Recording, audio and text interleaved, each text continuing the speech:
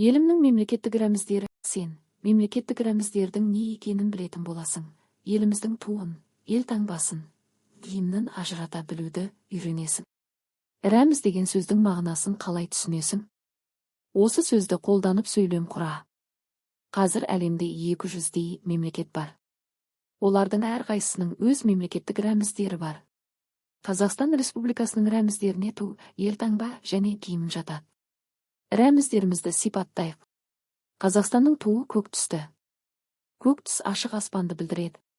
Тудың ортасында алтын күн бейнеленген.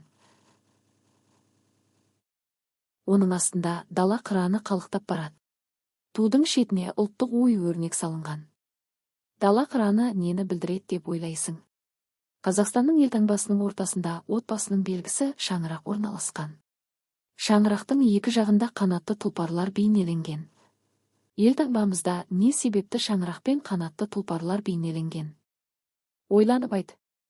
2006 жылы 7 қаңтарда Қазақстанның гимні қабылданды. Оның негізіне менің Қазақстаным әнінің мәтіні алынды. Мемлекеттік гимн халықаралық жарыстарда спортшыларымыз марапатталғанда басқа мемлекеттердің басшыларымен кездесулерде орындалады. Гимн тағы қандай кезде орындалатынына мысалдар келтір.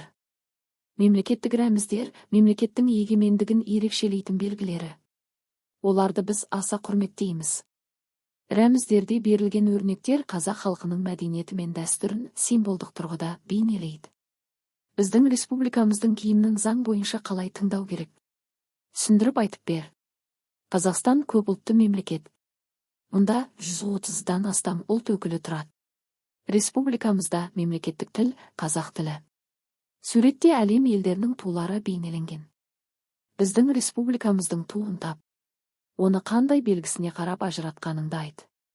Берілген өлең жолдарынан Қазақстан Республикасы гимнінің сөздерін анықта, қайда жүрсең атамекен, көкейінде жатады екен.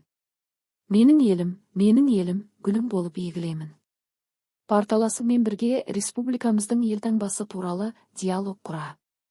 Қазір тек мемлекеттердің ғана емес, қалалардың да туы мен елтаңбасы бар. Өзің тұратын облысыңның туы мен елтаңбасын тап. Оларды түсін, элементтерін және нені білдіретінін сипаттап айтып бер.